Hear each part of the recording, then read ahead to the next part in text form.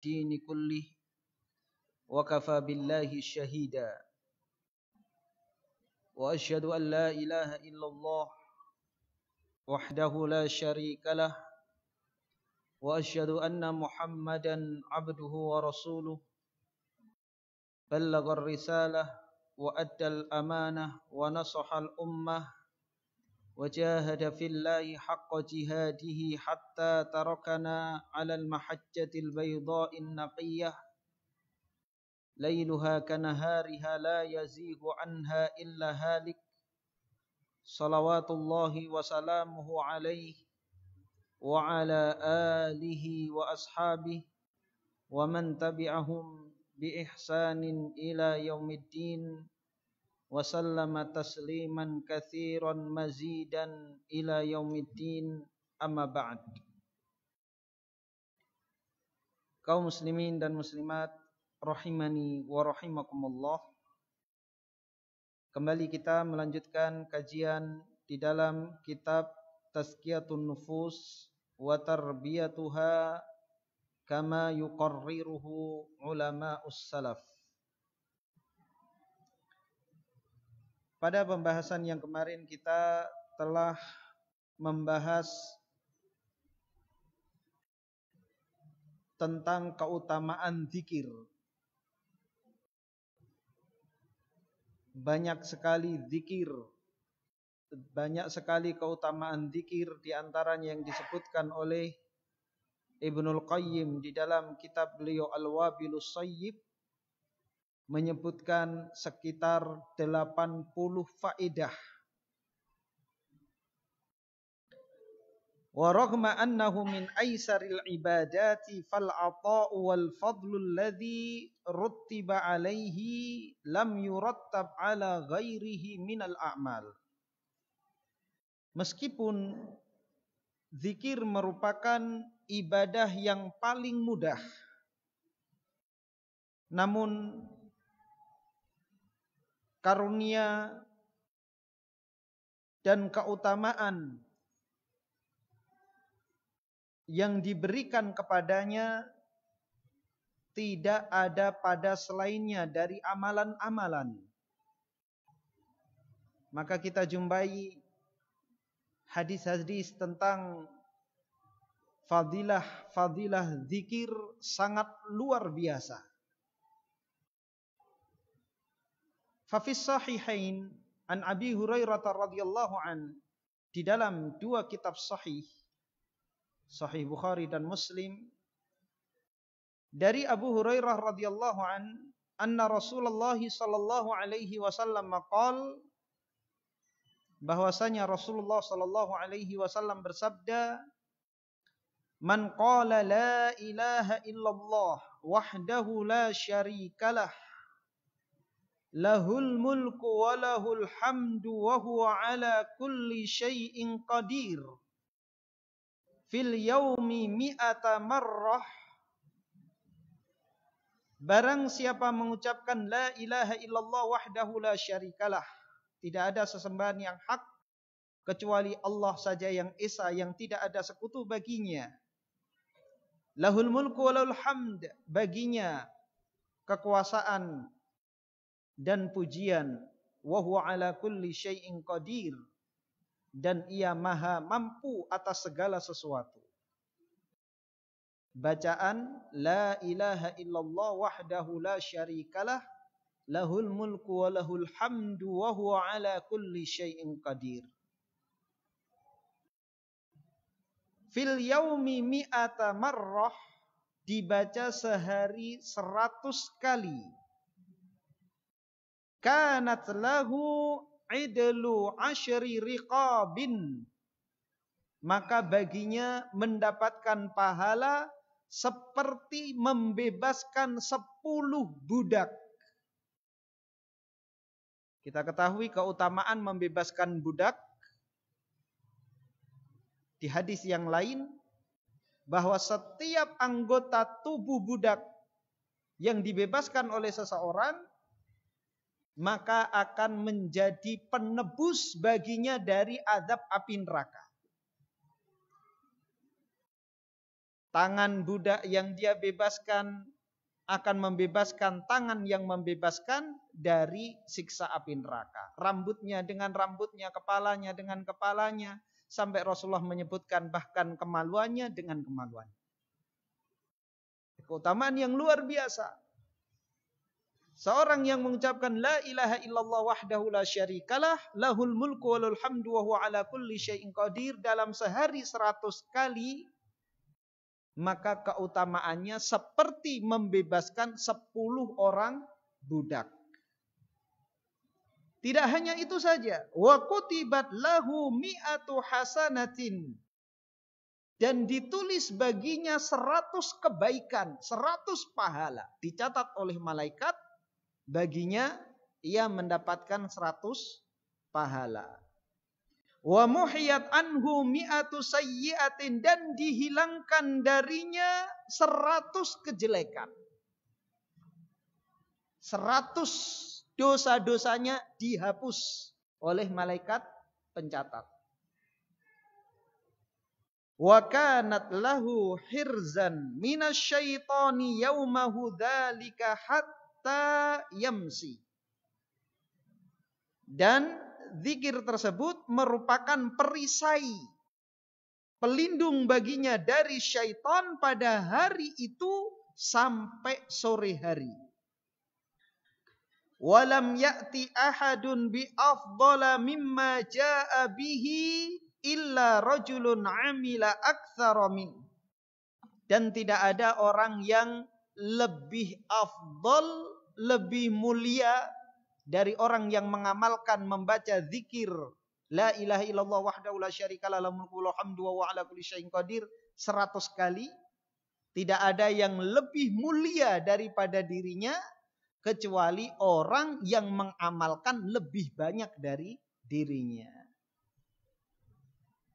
Jadi yang bisa mengalahkan keutamaan orang yang membaca zikir tersebut 100 kali adalah orang yang membaca 101 kali. Maka semakin banyak semakin baik. Yang membaca 150 lebih baik daripada yang membaca 149 kali.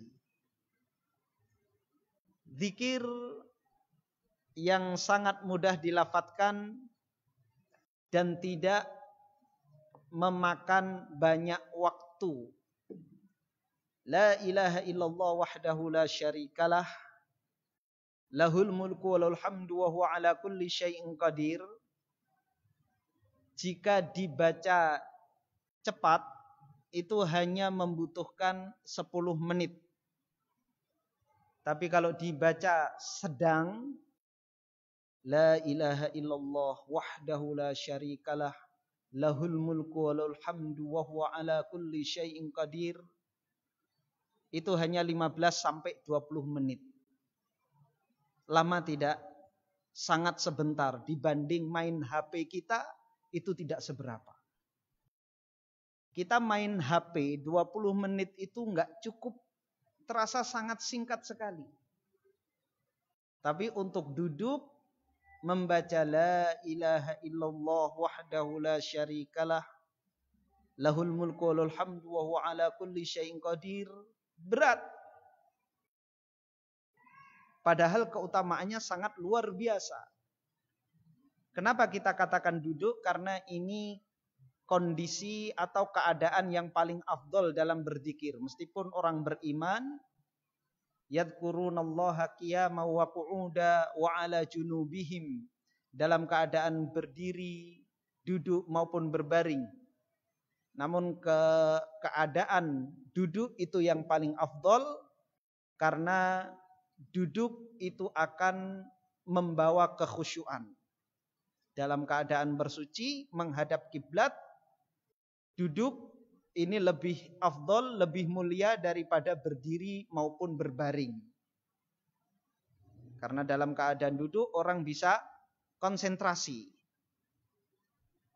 Meskipun tidak terlarang seorang membacanya sambil berdiri bahkan berjalan, ini baik. Namun kalau kita memiliki waktu untuk duduk dalam membaca zikir-zikir kita, maka itu yang paling afdol. Kalau berdiri tentunya banyak yang menyibukkan kita, menyibukkan indera kita. Dari pandangan, penglihatan, pendengaran, penciuman pasti akan mengganggu konsentrasi kita dalam berzikir. Berbaring akan menyebabkan ngantuk. Bisa jadi akan tertidur. Maka waktu yang sangat sedikit, ya, hanya membutuhkan 15 atau 20 menit, memiliki keutamaan yang sangat luar biasa. Dia sama dengan membebaskan 10 orang budak, ditulis baginya 10 pahala, dihapus darinya, ditulis baginya 100 kebaikan, dan dihapus darinya dosa-dosanya. Maka ini keutamaan yang sangat luar biasa. Wa fit Tirmidzi an Jabirin 'anin Nabi sallallahu alaihi wasallam qol. Dan di dalam riwayat Al-Imam At-Tirmidzi dari sahabat Jabir dari Nabi sallallahu alaihi wasallam bersabda, "Man qala subhanallah wa bihamdihi ghurisat lahu nakhlatun fil jannah." Rasulullah bersabda, barang siapa yang mengucapkan subhanallah wa bihamdih, satu kali ucapan subhanallah wa bihamdih, maka akan ditanamkan baginya satu pohon kurma di surga. Qala Tirmidzi hasanun sahih. Imam Tirmidzi mengatakan hadis ini hadis hasan sahih. Jadi setiap kita mengucapkan subhanallah wa bihamdih, maka ditanamkan untuk kita satu pohon kurma di surga. Semakin banyak maka semakin banyak tanaman untuk kita. Maka bisa jadi seseorang kelak di hari kiamat akan memiliki berhektar-hektar kebun kurma. Kurma itu buah yang harganya relatif stabil dibanding tanaman yang lain. Dibanding sawit, kadang melambung, kadang turun, kadang anjlok. Kurma relatif stabil. Dan dia bisa disimpan sampai musim kurma berikutnya. Makanan pokok yang awet, mengandung gula yang tidak jahat. Berbeda dengan yang terkandung dalam nasi dan yang lainnya. Energi yang dihasilkan dari kurma itu sangat luar biasa, ya. Membawanya mudah, ya. 7 butir untuk sarapan kuat untuk aktivitas seharian. Mengalahkan nasi 1 piring, ya. Dan nasi membawanya susah. Maka safar pakai kurma itu mudah. Tentunya zaman dulu belum ada ATM, ya. Orang yang safar membawa bekal makanan pokok itu paling mudah adalah kurma daripada makanan pokok yang lain, baik itu gandum, beras, jagung maupun singkong. Yang lainnya beras, singkong, gandum harus diolah dahulu, dimasak terlebih dahulu, membutuhkan api baru dimakan. Singkong mungkin minimalnya dibakar, nggak mungkin kita makan singkong mentah-mentah. Harus dikupas. Padi lebih rumit lagi, harus ngupasin satu-satu. Nggak mungkin kita makan padi sudah dikupas, nggak mungkin kita makan beras. Harus dimasak terlebih dahulu. Tapi kurma langsung dari pohonnya bisa dimakan. Ya, kembali kepada keutamaan hadis ini. Subhanallah wa bihamdih. Ucapan yang sangat ringan. Subhanallah wa bihamdih. Langsung dapat satu pohon kurma. Kita kalau mau beli bibit kelapa saja harus keluar duit. Kemudian menanamnya, perlu menggali lubang, perlu dipupuk, dan seterusnya. Begitu juga menanam sawit. Belum tentu ia tumbuh. Ketika ditanam, itu kan manis kan sawit itu, yang masih kecil.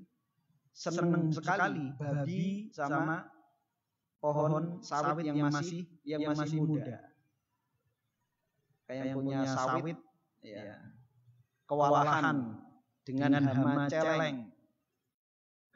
Ini kita mengucapkan subhanallah wa bihamdih langsung satu pohon kurma. 100 kali maka 100 pohon kurma. Sehari 100 kali, kalikan seumur hidup berapa hektar kelak yang kita miliki di hari kiamat. Di dalam hadis yang lain, jika diucapkan dengan menambahkan subhanallah wa bihamdih, subhanallahil azim, 2 kalimat, subhanallah wa bihamdih, subhanallahil azim, maka memiliki keutamaan tambahan. Rasulullah sallallahu alaihi wasallam bersabda, kalimatani khafifatani 'ala lisan, thaqilatani fil mizan, habibatani ila rahman. 2 kalimat yang ringan di lisan, berat di timbangan amalan kelak di hari kiamat, dan dicintai oleh Allah Subhanahu wa taala. Apa 2 kalimat tersebut? Subhanallah wa bihamdih, subhanallahil azim. Ini zikir yang sangat ringan. Kenapa dikatakan ringan di lisan? Karena makhraj hurufnya semuanya berada di luar lisan dan bibir. Ujung lisan dan bibir, tidak ada yang dari pangkal lisan, apalagi dari tenggorokan. Huruf-huruf yang keluar dari pangkal lisan itu huruf-huruf yang berat. Ka, o, berat. Dari tenggorokan lebih berat lagi. Go, kho, itu berat. Yang ringan adalah dari ujung lisan dan dari bibir.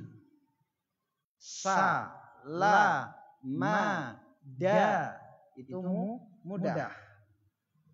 Maka perhatikan zikir subhanallah wa bihamdi subhanallahil azim semuanya dari ujung lisan dan bibir. Mudah. Jadi tidak memerlukan energi yang besar seperti huruf go maupun kho. Subhanallah wa bihamdi subhanallahil azim. Ringan di lisan, berat di timbangan. Jadi yang akan membuat timbangan amal kita kelak di hari kiamat menjadi berat adalah 2 kalimat ini. Subhanallah wa bihamdi subhanallahil azim. Setiap kali kita mengucapkan subhanallah wa bihamdi subhanallahil azim, maka timbangan amal kebajikan kita menjadi berat. Semakin banyak amal maka akan semakin berat. Dan 2 kalimat tersebut dicintai oleh Allah Subhanahu wa taala. Setiap kali kita mengucapkan subhanallah wa bihamdi subhanallahil azim, maka bertambah kecintaan Allah Subhanahu wa taala kepada kita. Karena kita mengucapkan kalimat-kalimat yang dicintai oleh Allah Subhanahu wa taala, karena ia merupakan pujian bagi Allah Subhanahu wa taala. Kemudian ada yang lebih ringan dari itu, yaitu kalimat thayyibah. La ilaha illallah. Ini hurufnya paling ringan. Hanya di ujung lisan saja, di ujung lidah. Tidak ada peran bibir, tidak ada peran tenggorokan. La ilaha illallah. Namun kalimat ini sebagaimana telah kita bahas di dalam kitab Tauhid, Babu Fadli Tauhid wa ma yukaffiru minadz-dzunub, di antara hadis yang disebutkan oleh Rasulullah sallallahu alaihi wasallam bahwa seandainya kalimat tauhid ini diletakkan di satu timbangan, di satu anak timbangan, kemudian seluruh langit dan bumi diletakkan di sisi yang lain, maka akan lebih berat la ilaha illallah.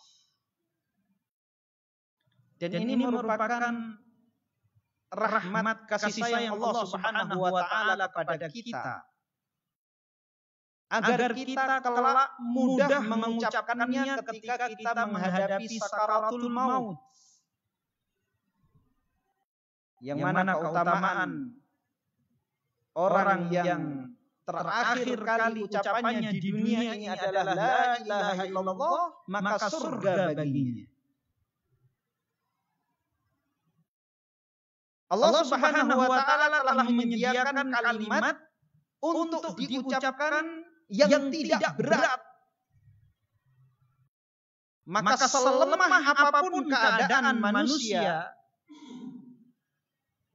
meskipun dia tidak bertenaga sama sekali, dia bisa mengucapkan la ilaha illallah. Karena tidak perlu merapatkan bibir, tidak perlu mengucapkan makhraj dari pangkal lisan, apalagi dari tenggorokan. Kalimat yang paling ringan, la ilaha illallah. Namun tentunya kalimat ini akan menjadi ringan bagi orang yang selama hidupnya mengamalkan konsekuensi dari la ilaha illallah,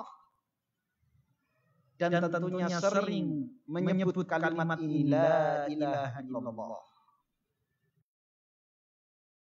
Dan akan menjadi berat bagi orang yang selama hidupnya melakukan pelanggaran-pelanggaran, menyimpang dari konsekuensi la ilaha illallah. Dan jarang atau bahkan tidak pernah sama sekali mengucapkan la ilaha illallah. Wa qala Ibnu Mas'ud radhiyallahu anhu, berkata sahabat Abdullah bin Mas'ud radhiyallahu anhu, li'an usabbihallaha ta'ala tasbihatin ahabbu ilayya min an unfiqa adadahum dananira fi sabilillahi azza wa jalla. Aku bertasbih kepada Allah Ta'ala dengan tasbih-tasbih, dengan beberapa tasbih, itu lebih aku cintai daripada berinfak dengan jumlah tasbih tersebut, dinar-dinar di jalan Allah Azza wa Jalla. Jadi Abdullah bin Mas'ud lebih menyukai bertasbih satu kali daripada berinfak 1 dinar. Lebih menyukai bertasbih 10 kali daripada berinfak 10 dinar. Lebih menyukai bertasbih 100 kali daripada berinfak 100 dinar. Ini karena keutamaan zikir, dan tentunya infak di jalan Allah, bersedekah, ini juga memiliki keutamaan yang luar biasa yang insyaallah kita akan bahas pada kesempatan yang lain. Wa dzikru dawa'un liqaswatil qulubi, dan zikir itu merupakan obat bagi kerasnya hati. Kama qala rajulun lil Hasani ya Aba Sa'id, ashku ilaika qaswata qalbi, sebagaimana perkataan seorang laki-laki kepada Al Hasanul Basri, wahai Abu Sa'id, aku mengeluhkan kepadamu kerasnya hatiku. Qal adibhu bidzikri, maka Al Hasanul Basri menasihatkan kepadanya, lembutkan ia dengan zikir. Jadi bagi yang merasa hatinya keras, sulit menangis karena takut kepada Allah Subhanahu wa taala, menangis karena mengharap rahmat Allah Subhanahu wa taala sulit, maka perbanyak zikir. Wa qala Makhul, berkata Makhul, dzikrullahi syifa'un wa dzikrun nasi da'un. Mengingat Allah itu obat bagi hati. Dan mengingat manusia itu penyakit. Itu nyata. Kalau kita mengingat manusia, rindu pada seseorang yang tidak ada di samping kita, maka hati kita akan semakin sesak, dada kita semakin sesak, semakin sakit, semakin diingat semakin teriris-iris hati kita. Orang tua ingat anak, anak ingat orang tua, suami ingat istri, istri ingat suami, apalagi ingat pacar. Itu menyakitkan hati. Pernah memiliki rasa rindu kepada seseorang? Pasti semuanya pernah. Sakit enggak? Sakit. Tapi mengingat Allah dengan kita bertasbih, bertahmid, bertahlil, bertakbir, dada kita semakin lapang. Ada kesejukan di dalam dada kita ketika kita mengingat Allah Subhanahu wa taala dengan hati dan lisan kita. Subhanallah walhamdulillah wala ilaha illallah wallahu akbar. La ilaha illallah wahdahu la syarika lahu lahul hamdu wa huwa ala kulli syai'in qadir. Atau beristighfar astagfirullah, atau membaca shalawat, maka hati kita akan lapang dada. Sebaliknya mengingat manusia, rindu pada manusia, itu akan menyayat-nyayat hati. Justru kita akan semakin sedih. Semakin diingat, semakin sedih. Berbeda dengan mengingat Allah. Semakin diingat, maka akan semakin lapang dada. Semakin sejuk dada kita dengan mengingat Allah Subhanahu wa ta'ala. Qala rajulun li Salman, ayyul a'mali afdal? Seorang berkata kepada sahabat Salman Al-Farisi, amalan apa yang paling afdal, yang paling mulia? Faqal, maka Salman menjawab, amma taqra'ul Qur'an? Tidakkah engkau membaca Al-Qur'an? Wa dzikrullahi akbar. Dan sungguh zikir kepada Allah itu yang paling besar. Dan ini biasanya dibaca khatib selesai khutbah, dalam penutupannya mengingatkan kepada jamaah, wala dzikrullahi akbar. Zikir kepada Allah itu sungguh yang paling besar. Besar ucapannya dan besar fadilahnya. Wa fi sahih Bukhari an Abi Musa an Nabi sallallahu alaihi wasallam qala, dan di dalam sahih Bukhari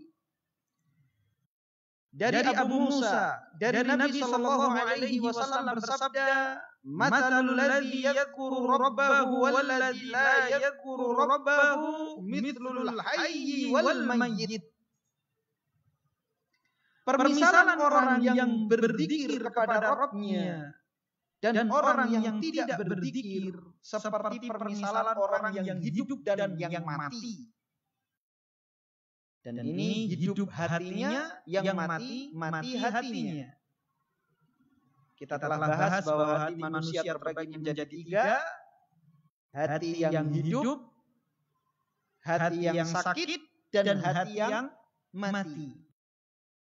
Seorang akan merasakan kebahagiaan, ketenangan jika hatinya hidup. Maka dia akan bisa merasakan kebahagiaan hidup di dunia ini, terlebih-lebih kelak di akhirat apabila dia banyak berzikir. Maka sebaliknya orang yang tidak pernah berzikir atau jarang berzikir, maka hatinya akan sakit dan lama-lama bisa akan mati.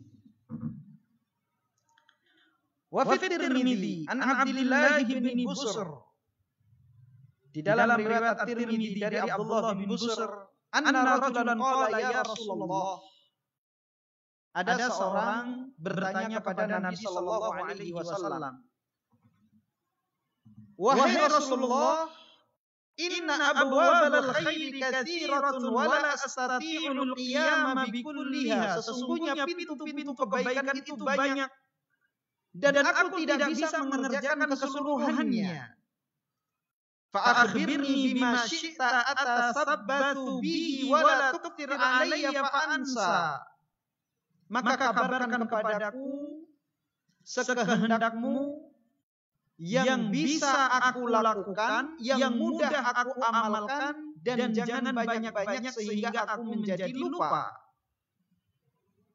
Qal, Rasulullah sallallahu alaihi wasallam menjawab, "La yazalu lisanuka ratban bi dzikrillah ta'ala." Hendaknya lisanmu selalu basah dengan berzikir kepada Allah Subhanahu wa taala. Wa dawamu dzikri taktsiran li syuhudil 'abdi yaumal qiyamati. Dan kontinu dalam berzikir akan banyak mengingatkan seorang hamba pada hari kiamat. Semakin banyak berzikir maka akan semakin sering ingat akan hari kiamat. Dan kita ketahui mengingat hari kiamat adalah faktor terbesar seseorang, pendorong terbesar seseorang beramal soleh dan meninggalkan dosa serta maksiat. Dan sebaliknya, jarang mengingat akhirat atau bahkan tidak pernah mengingat akhirat, maka akan menjadikan seseorang lemah dalam beribadah dan gemar melakukan dosa dan maksiat. Dan zikir akan menjadikan seseorang lebih sering ingat terhadap hari kiamat. Wa sababan lisytighalil 'abdi 'anil kalamil batil minal ghibati wan namimati wa ghairi dzalik, dan merupakan sebab untuk menyibukkan hamba dari ucapan yang batil berupa ghibah, namimah dan yang selainnya. Orang yang sibuk berzikir maka dia akan lalai dari ghibah, dari namimah, dari ucapan-ucapan yang kotor, dari ucapan-ucapan yang tidak bermanfaat. Sebaliknya orang yang jarang berzikir maka dia akan tersibukkan dari ucapan-ucapan yang tidak bermanfaat berupa ghibah, namimah dan lain sebagainya. Dan itu nyata, meskipun sekarang kita menghibahnya, berbuat namimahnya lebih sering bukan dengan lisan, tapi dengan apa? Dengan jari, baik jempol maupun telunjuk, melalui gadget kita. Kita akan tersibukkan dengan HP kalau kita tidak berzikir. Harusnya jari jemari kita untuk menghitung wirid kita, menghitung zikir kita. Sekarang jari jemarinya digunakan untuk wirid yang lain. Menggunakan HP. Bukan wirid tapi menggibah, menamimah. Kalaupun kita tidak pasang status atau tidak mengomentari status orang ketika buka HP, maka kita lihat mana yang paling banyak manfaat atau madarat, atau hal yang sia-sia. Yang paling banyak hal yang sia-sia. Ada juga yang paling banyak hal-hal yang madarat. Kalau kita perkawanannya di grup WA atau Facebook atau yang lainnya, itu yang paling banyak hal-hal yang sia-sia. Mungkin ada manfaatnya 1-2, ya 1-2 itu saja. Lainnya apa sih? Mungkin bukan ghibah, mungkin bukan namimah juga bukan. Tapi apa? Cuman sekedar melihat menu orang makan, kerjaan orang, liburan kemana, fasilitas yang sedang dinikmati apa, kan itu yang banyak diposting oleh kebanyakan manusia meskipun sudah ngaji. Jilbab baru, cadar baru. Begitu juga yang laki-laki memposting pekerjaannya apa, lagi makan apa, ya motornya baru, mobilnya baru, istrinya baru. Apa manfaatnya buat kita? Tidak ada manfaatnya sama sekali. Belum lagi kalau kita membuka status orang-orang yang fasik. Maka yang terlihat adalah kefasikan. Maka untuk menghindari perbuatan-perbuatan yang tidak bermanfaat tersebut, bahkan ada di antaranya adalah perbuatan maksiat, maka sibukkan hati dan lisan kita dengan berzikir dan gunakan jari jemari kita untuk menghitung zikir-zikir kita. Karena kelak jari-jari kita ini di hari kiamat akan mustantakat, dijadikan berbicara, menjadi saksi apa yang telah ia perbuat. Maka itu di antara keutamaan berzikir dengan menghitung zikir-zikir tersebut dengan jari jemari. Subhanallah wa bihamdi 100 kali dihitung. La ilaha illallah wahdahu la syarikalah lahul hamdu wa ala kulli syai'in qadir dihitung dengan jari jemarinya. Tidak muat dengan jari kanan dibantu dengan jari kiri.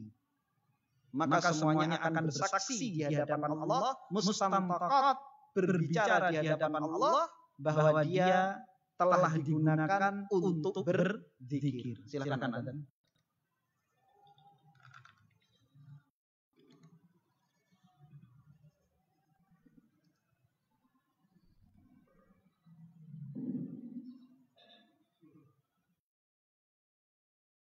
Allahu Akbar.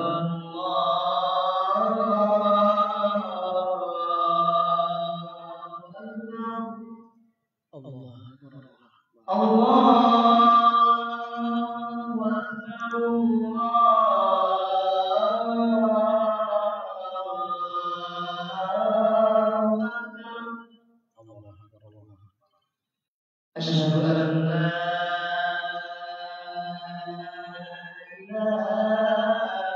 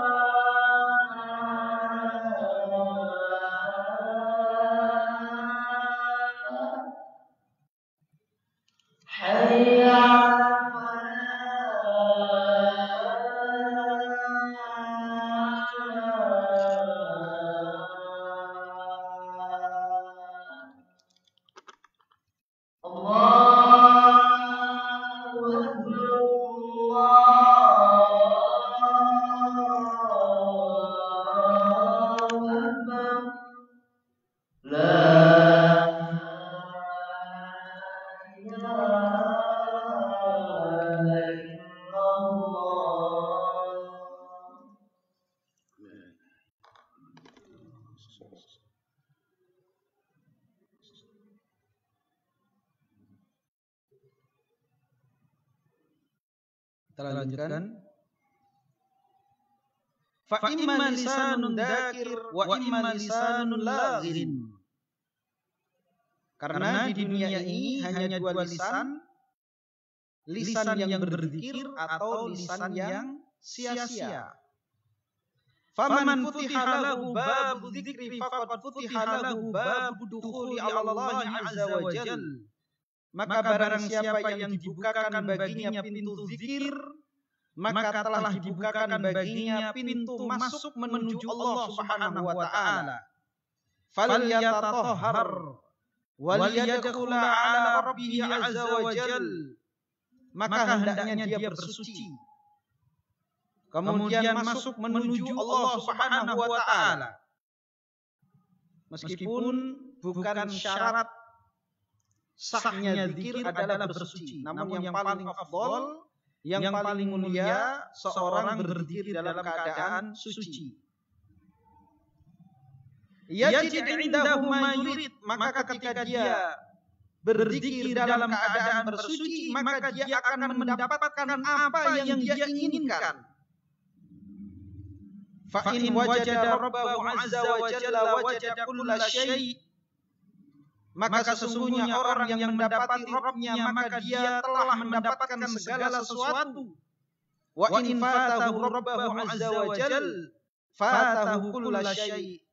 Dan barang siapa yang kehilangan Rabb-Nya, maka sungguh dia telah kehilangan segala sesuatu. Seorang anak yang kehilangan orang tua saja, dia tidak akan mampu mewujudkan keinginan-keinginannya. Seorang yang kehilangan kedua orang tuanya, maka akan banyak dari kebutuhannya yang tidak terpenuhi. Maka bagaimana jika seorang hamba ia kehilangan penciptanya? Maka sungguh menyedihkan seorang yang tidak pernah berzikir menyebut Allah Subhanahu wa taala. Wallahu taala a'lamu bissawab. Di sini ada satu pertanyaan. Bismillah, jika seluruh anggota badan akan berbicara di hari kiamat, mengapa ada 3 orang yang berdusta di hadapan Allah, mujahid fisabilillah, orang alim, penderma, di mana mereka diseret wajah mereka ke neraka? Ya, 3 orang ini disebutkan di dalam hadis. Mereka berdusta karena sewaktu di dunia melakukan amal-amal ini tidak ikhlas, tapi ingin dipuji manusia. Mujahid ingin dikatakan pemberani, orang mempelajari ilmu agama agar dipuji, menjadi seorang yang alim agar dikatakan ulama, orang yang dermawan ingin dipuji bahwa dia orang yang sangat dermawan, dan seterusnya. Mengapa anggota tubuh kita ini berbicara? Dan itu juga disebutkan di dalam Al-Quran. Nakhtimu ala afwahihim wa tukallimuna aydihim wa tashhadu arjuluhum. Di dalam surah Yasin. Kami bungkam mulut-mulut mereka dan tangan-tangan mereka berbicara kepada kami dan kaki-kaki mereka menjadi saksi atas perbuatan mereka. Karena memang kenapa dijadikan bicara? Karena berdusta. Jadi jawabannya, karena mulutnya berdusta, maka anggota badan yang lain justru yang akan menjadi saksi. Kemudian saksi kebaikan juga untuk memperkuat kebaikan yang dia lakukan. Jari-jari yang dipakai untuk berzikir pun menjadi saksi. Meskipun Allah Subhanahu wa taala Maha tahu atas seluruh apa yang dilakukan oleh hamba-hambanya, baik yang berbuat buruk, berbuat dosa dan maksiat, maupun yang berbuat kebaikan. Namun kita ketahui Allah Subhanahu wa taala Maha adil. Allah Subhanahu wa taala Maha adil dalam menetapkan keputusan kelak di hari kiamat. Maka agar jangan sampai ada alasan pada seorang yang melakukan kemaksiatan, melakukan dosa, dia mengatakan kenapa aku diadab, maka Allah Subhanahu wa taala mendatangkan saksi. Meskipun Allah Subhanahu wa taala tahu bahwa dia pelaku dosa dan maksiat. Jadi agar tidak ada alasan sedikit pun bagi orang tersebut untuk menolak adab Allah Subhanahu wa taala. Maka Allah datangkan saksi, dan yang menjadi saksi bukan orang lain, tapi yang menjadi saksi adalah anggota tubuh mereka sendiri. Berbicara di hadapan Allah Subhanahu wa taala bahwa tangannya pernah dilakukan untuk mencuri, kakinya pernah digunakan melangkah menuju tempat dosa dan maksiat, barulah Allah Subhanahu wa taala adab mereka. Wallahu taala a'lam bishawab. Demikian yang bisa kami sampaikan pada kesempatan malam hari ini. Kita tutup dengan doa kafaratul majelis. Subhanallahumma wa bihamdika asyhadu an la ilaha illa anta astaghfiruka wa atubu ilaik. Assalamualaikum